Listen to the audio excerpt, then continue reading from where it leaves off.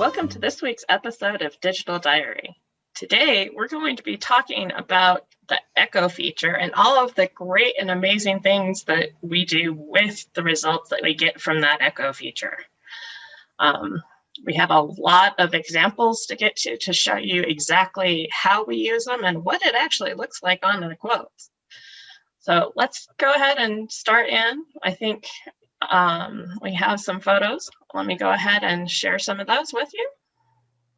Okay, so I think, Georgia, yours are up first. All righty. So tell us what's going on with these. Well, this was an interesting, it was actually a table runner. You can't see the full length of it. The blue was the front and the gray was the back, or vice versa. I think that's vice versa. And the customer, of course, brought a picture and said, do it like this. And at first I thought, no big deal, right? Because just circles that get bigger and bigger, except it gets bigger than your quilting space. And so once I got past the circles that fit in my quilting space, I still wanted to keep everything even on the top and bottom, so it would look like a continuous circle, even though it doesn't go all the way. I broke the circles and then used Echo to create the next line of the arc that kept the arcs the same and it kept it matching the top. And it actually worked a lot faster than I thought it was, and the customer was really, really, really pleased with it. Very modern quilting. I love it. Yes, yeah, she does a lot of modern stuff, and I think the picture she showed me was from some modern catalog or something. So turned out great. I have a question on this, Georgia. So you were actually echoing not a circle, but an arc, which was a portion of a circle. Did you then divide that pattern up to get just what you wanted? Exactly. That's the only way I could legitimately keep it the same top and bottom. And at some point, the top was shorter. So at a certain point, I didn't need it to match the top, and then it got a lot easier. But I totally wanted it. I wanted the eye to be able to see a full circle, even though the runner wasn't wide enough to get the full circle. So you're right. I did the arc and then cut off what I didn't need, or just divided at the nodes and use that. That's a great technique. And once you got it going, the hard part was in your brain, figuring out how to make it happen. And once I got it going, you get a system and it goes pretty fast. Okay, let's see. So what are you using Echo for on this one?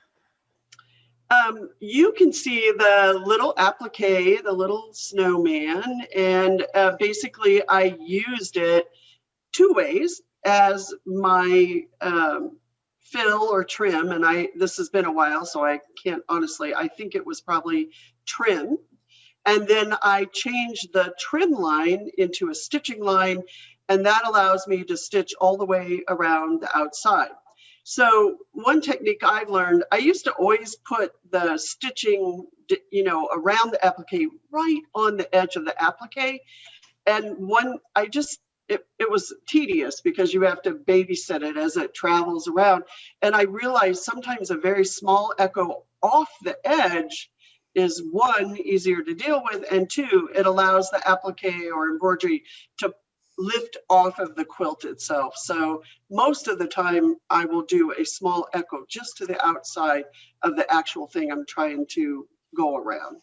And I think we have some examples of it later, but a lot of times those echoes will actually eliminate some of the intricate details of going around our applique as well. Right, and we don't need them. And quite frankly, if you look at hand guided, they don't go in every little nook and cranny. It's only us computerized users that think we have to go in every single little tiny place because we can. And I've learned that isn't necessarily helpful or pleasing to the eye. Here's another example with lots of echoes. Yeah, this one is, I think, what I would call pretty typical. You echo around it and just go till you get to the edge of the block. And obviously, it's an attractive way to put texture in, and I really like it. Traditional Hawaiian. That's what I think of when I see this, even though it's a snowflake. But traditional Hawaiian quilting is a series of echoes. Absolutely. I like the effect of the echoes in this block, how you used the same echo spacing. It really sets off the snowflake, but you can also use different spacing, get wider or smaller as you go out. So I like that we have that option to make things look a little bit different depending on our spacing choices with Echo feature. I agree. And that's what happened on the prior picture with Table Runner, the variety. It makes it more interesting sometimes. Absolutely. We have lots of options. Okay, I'm guessing this is another tight little echo. Yeah, it's another tight little echo that just gives me that, the nice thing is with convert and echo, we can create that line that gives us a fill or a trim and then convert it into a stitching line. And people do it different ways. Personally, I like to do the line at the end, the outline at the end, because there's less babysitting. If I do the outline first and then everything stitches up to it, I have to babysit it the whole time to make sure every line hits perfectly. But if I do it at the end, it's just the one line around it. So for me, that's been most successful. Well, sometimes you don't even have to stitch the echo. You just use it to do other things. Exactly. Right. Create a pattern or do other things to take it into another part of the quilt. Absolutely. Well, I'd like to add to the, do you do the stitch the echo before or after? And I like to stitch it after because all of that dense quilting, the hopping foot is pushing the batting, and you get additional fullness in your appliques that allow them to puff up, unless you're using the echo to stabilize like a large area. Right. But these appear to be fairly small. They are. So that's when I would do it last as well, Georgia. I just had better look at the end, and like I said, less babysitting. So less tedious, making sure everything lands where it should. And I'll make an argument for the other way of doing things because okay. I always stitch my echoes and my ditch work, whether it's really close to my applique or not. I always do that first, and I found that to be better for me. But that's why it works, because we all find the beauty doing things. I'm a first kind of girl too. I like to stabilize it so it doesn't shift or move. Yep. Isn't it nice that there's no wrong way? Yes, indeed. And it depends on the quilt. Yep. It really does. A large area, I'll do it before. A small area, I do it last. Well, and even the fabric can affect it, because I'm using, most of my quilts are solid, so you're going to see every single stitch. So I want to make sure nothing slips. If you have a busier fabric, it may be better to do it after. I think one of the most important rules I learned early on is to be open to trying everything, because some people are like, no, I encountered those people. This is the way you have to do it. And then it didn't take me long. And for me, it started with pinning on a quilt. Every pin had to be pin to pin. And I'm like, no, it doesn't have to. And so for me, it's the willingness to try something new and give it a real try, not tried it once, it didn't work, really try it several times. And I think that's where you hit your stride and find what works best for you. Well, I like that we have all these different viewpoints, and I've tried things and have changed my mind based on some of the things I've heard from other quilters whose work I admire. So exactly. There's always room for change. Yay. That's how we learn and grow. It is. Okay, let's see I think someone else is up next. Let's see. Okay, Paige. Okay, so I do a lot of fills and I do use echoes. Echoes, if you use the same echo spacing on a quilt, you can create a uniformity. And if I have a larger area, I use a larger echo. So my standard, and of course there's room for change, of course, is 0.3. And so that's, I'm sure, what these were. And by having a little larger echo, you can eliminate some of those little nooks and crannies where that fill would have tried to go into an area. I also turned that, and these I'm sure I stitched before, and then turned them into a boundary so I could do a fill. And this is a pattern that is behind all the blocks on this quilt. You can see that it's the same on the edges, and you can either see the center or not. Because this was two areas, those echoes, once they were turned into boundaries, I had to do a couple of fills on them. But I like echoes. 0.3 is my favorite too. And I do a lot of quilting where I use echo and fill feature in conjunction with each other as well. Mhm. Absolutely.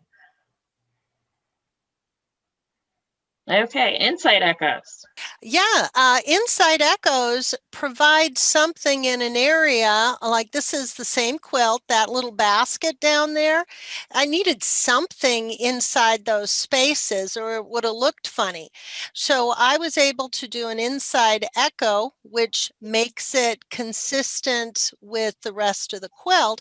And I believe I did go back and put some hand-guided fill in there so that it would add to it. Now the flower with the leaves spinning, there was enough room to put an inside echo between one of those leaves.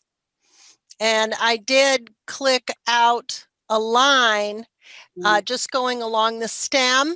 And when I came to where I thought the line should end, I just clicked over to the next leaf. Well, and that's always another thing to talk about too, is just because Echo gives you a certain result doesn't mean that you can't take that result and go play with it and modify it, or Definitely. change how big the echo is. You might get a different result. Absolutely. Because an echo is a pattern, you can manipulate it in any way you can change any other pattern. Right. Absolutely. You can save it. Moving those nodes around. Yep. One of the things that I have used an echo for is to make a shape or a pattern out of a simple line. And here, what is the feather plume there? That's just a border. But by itself, it didn't really do much in the interior in this quilt. So once I echoed it, I had an area that defined that plume as something separate. And again, I'm using that same style of echo on the other areas. An enclosed space, like when I enclosed that plume, gave me an area that I could do a fill outside of it. Well, and that's what I use Echo for a lot too, especially if I have a pattern that has open spaces where I can't necessarily take a fill up to every single edge of that pattern. You lose the pattern if Right. you go too close to it. And that's what I use the echo for here. Yes. Okay, here I've used inside and outside fill to create a much denser pattern. I like this pattern. It started at 18 inches high, and at 18 inches, there's some very large areas that were going to be too large for how I wanted the quilt structured. So by doing an outside echo and then an inside echo inside all of the little sections that I felt it could warrant it, I then changed the sewing order of my echoes. So I did sew the outside first to stabilize it. Then I started sewing the inner row of inside echoes, and I would do them across each other. So I wasn't going around in a circle because that would shrink to one direction. So I went across from them. And the last thing I did was I stitched the original pattern itself. And this was a big quilt, and I had a lot of those stars in there, and it allowed me, once the pattern was made, this would work great on an Elevate. Just make that pattern and then take it over to a quilt where you want to put a boundary in and place that big motif, I guess it is. And then I did hand guide around it to fill. I use Echo all the time when I'm designing patterns in Creative Studio, either like this to make an entire design a little bit different, or just use pieces of an Echo like Georgia kind of talked about with her pieces of the arc that she used. I use it all the time to create patterns. And so absolutely an Elevate user could definitely use Echo to create or manipulate patterns that they can take to their Elevate. It gives you that predictable spacing. That's the beauty of Echo, is whether you're going to change it, make it bigger, smaller, variant, whatever, but you get that predictable spacing. And that's what you can't get as easily from anything else. I love that term, predictable spacing. Yep. Because I was going for a uniform density, but I like your term. I love this one. Oh, yeah. I do this a lot. And I have, a lot of times you'll have a quilt that just would look really nice with a row of pearls around it. And I do it with Echo, and I have applied the patterns to my Echo line. I do have a class in Gamble education on this. This is one of the things from it. For this, I did have to have several Echo lines. And then, because they don't always go around curves or corners with a nice sharp point. So I had several Echo lines that I put the patterns onto. And it's really good for odd shapes. So I use Echo and apply quite a bit. Well, and that's a good thing to talk about too, because echoing out, you typically get everything rounded. But if you do an inside echo, everything starts getting pointed again. So sometimes you can go and get an outside echo and then echo the echo on the inside if you want it to be more pointy. Or shrink it in too. Yeah. Just the point is play with it and you'll find all sorts of fun uses. That is the point. Play. That's play. The point. Echo is a fun feature. Okay. And I did use Echo on the quilt behind me. I like Echo to define space or make things look more prominent, because that space around it says, look at me, look at me. So even though I used a pattern set for this quilt, and it's a Dream Big panel, we've all seen them, I added a few echoes into the leaves sections to set the petals apart. Ian, you want to tell us about this little project? Cute. My grandkids, when they come over, they want to play on my long arm. And this is a quick little project that I put together that they could take home with them after they've been at my house for a couple hours. And so I took a pattern, and it could be the soccer ball pattern, or it could be a baseball, or it could be football. And I echoed it out 1/4 of an inch, and that gave me my cutting line. And then I also then took that line and echoed it inside 1/4 of an inch, which brought it back to the outside of the soccer ball pattern. But the nice thing about Echo is that it's a whole lot of little pink nodes. And so then I could choose how much space I needed to have open for stuffing. And so I used that for not a complete circle, so that I would set sew order, and I do the outside, the stitching line, and then I would do the pattern, and then I would pause it for a moment and set a piece of fabric that I want to be the back of the pillow over the top of that. And then I do that circle that's not a complete circle. And then I could cut it out, boys could stuff it, and then sew it closed. You know, half an hour, and they've got a project to take home and show all their friends. And it could be done on either the Elevate or the Statler. It's just a lot of fun. And the boys got to feel like they accomplished something at Grandma's studio. That is awesome. Love it.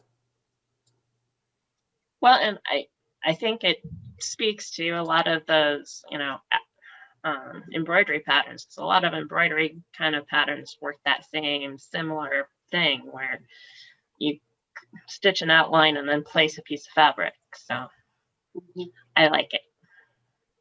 Karen. This is an example with no echo. So the center motif in this whole cloth, I went through a phase where I was just making a bunch of whole cloths because that's all I had time for. I had time to design, but no time to piece. So I did this one. And then if you'll go to the next slide. So this was the next whole cloth I did, and you can see what a difference the echo around that central motif does. Obviously, they're very different patterns. But echoing it and then putting that background in there really defines the center, like you saw in some of the pictures earlier. So just an example of what a difference an echo can make.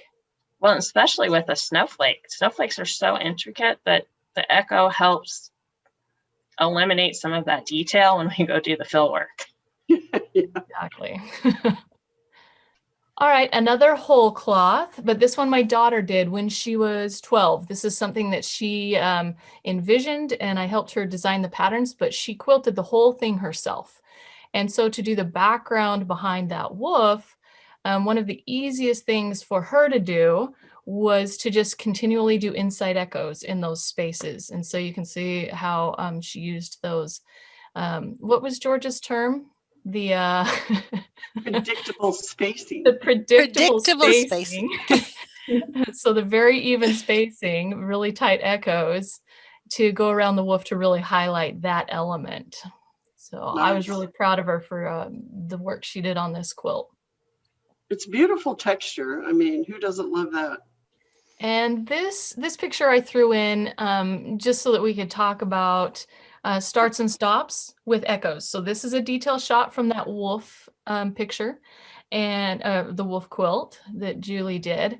And you can see the starts and stops are all kind of in the same place. And this is how the echo feature placed them for her. And she chose, and I don't blame her as a 12-year-old trying to get a project done. She chose just to use regular tie-offs, let the stops and starts be where they were. But we talked about earlier how we have options and we can change those patterns. So we can change where the starts and stops of our echoes are, and then they're a little bit more invisible. So this is just an example picture. And if you want to take the time, I've done this, you can actually change it into a continuous spiral. It doesn't work for everything, but it isn't near as hard as people think it is. And it would have worked really, yeah. It would have worked really well with this pattern, probably because how close these echoes are. It would have been easy to create a spiraling echo. Yeah, that's what made me think of it. You can't do it where it extends way out. But up close, it isn't really that, it's just divide and connect somewhere else. And it works really well. Yep, this is my last example. Echo, kind of like Deanne showed her project she did with her grandkids. And this is a project I did with my son.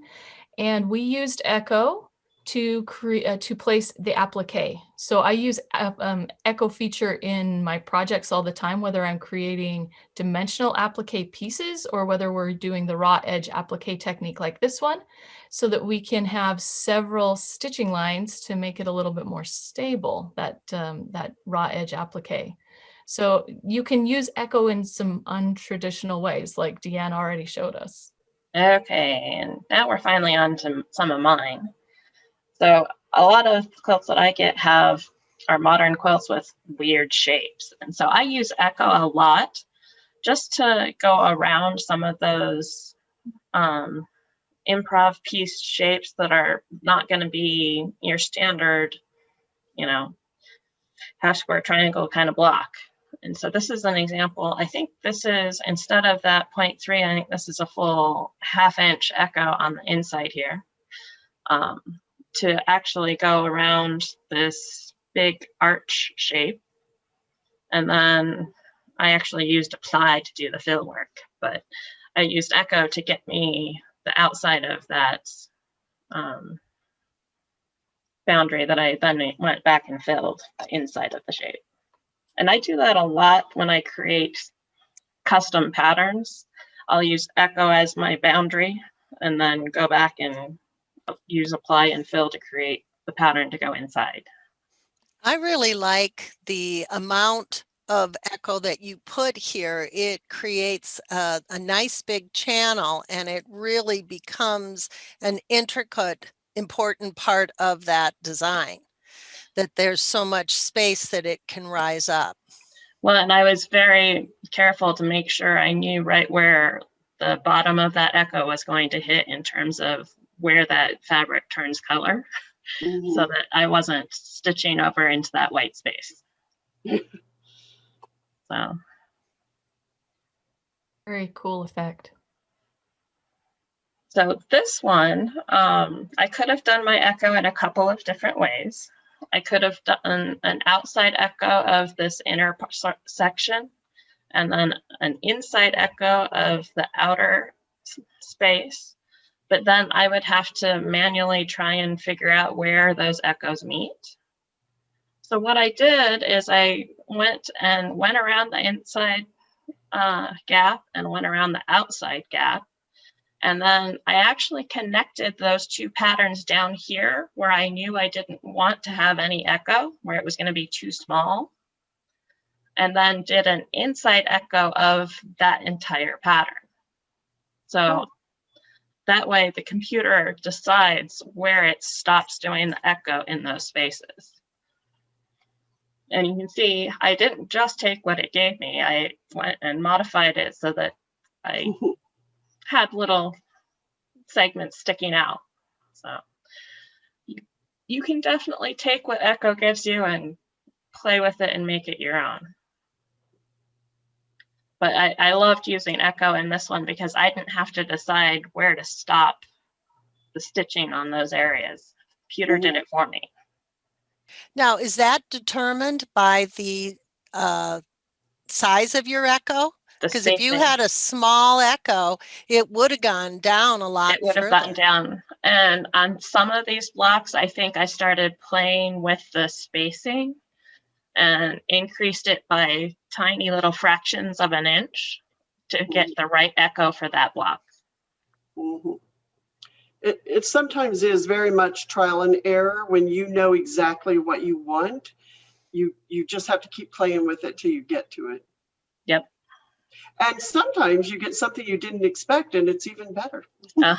Serendipity. Happy surprises. Yeah.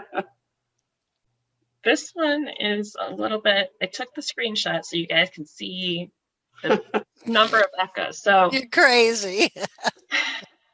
There's a pink purple pattern that's highlighted. That was my original line that identified where those geese were falling.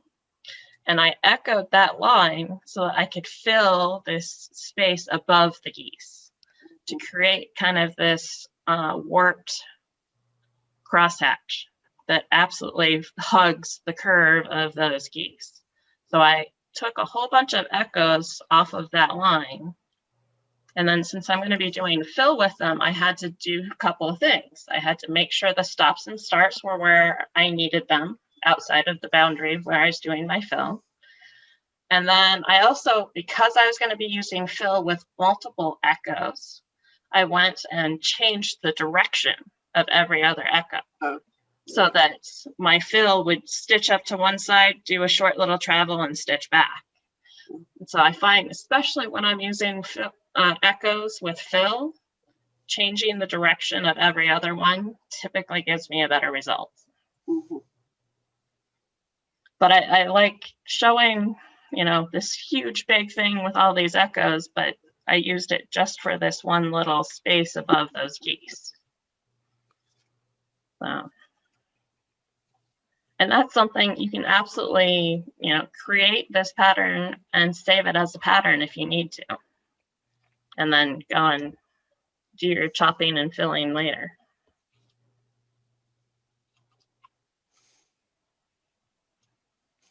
I do a lot of that where I save the pattern and reverse the order. Mm-hmm. Ooh. Oh, that's So cool. this one I just finished. So this is like Karen's example with lots of inside echoes.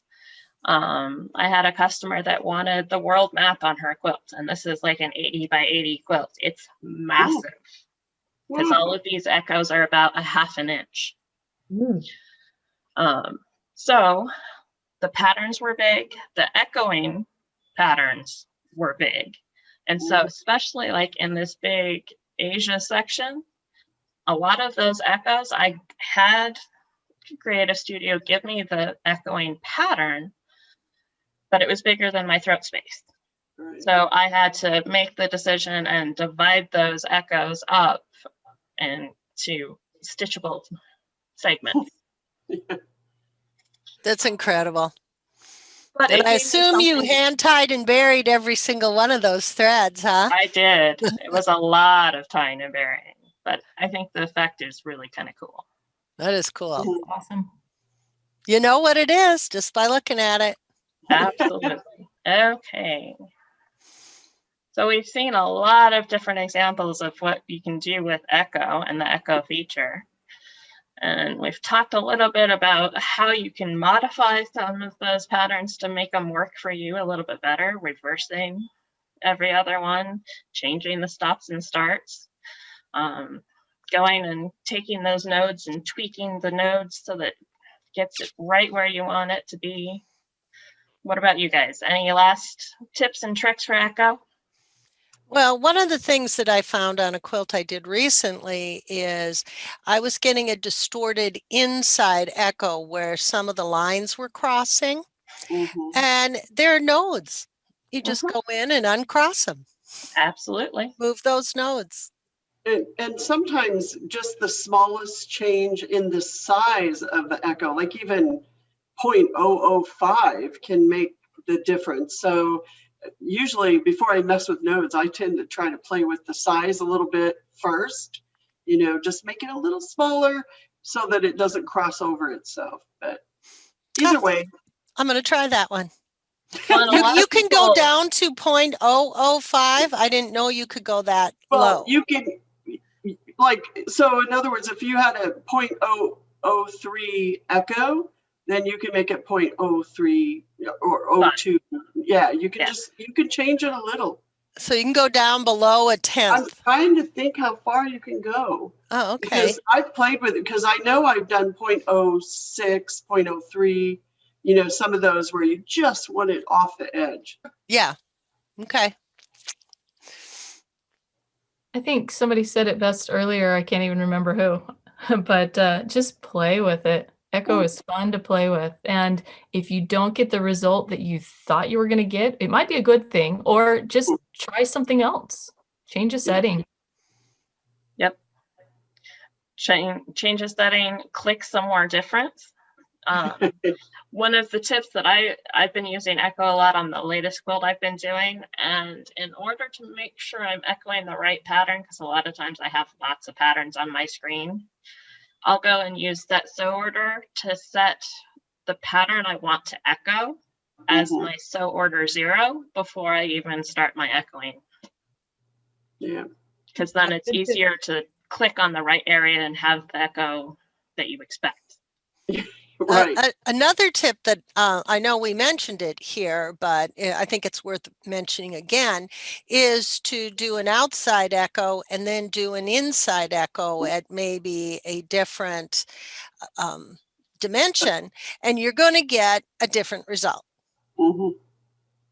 Yep, because outside echoes are more round and inside echoes typically are more pointy, and you get a different result. Definitely. Yep. Now I want to go play with echoes. Yay, everyone go play with echoes. So thanks for joining us for another episode of Digital Diary, Adventures of a Computerized Quilter. We talked a whole bunch about just the Echo feature today in Creative Studio and how you can take it to the next level. Join us next time. Thanks, everyone. Bye. Bye.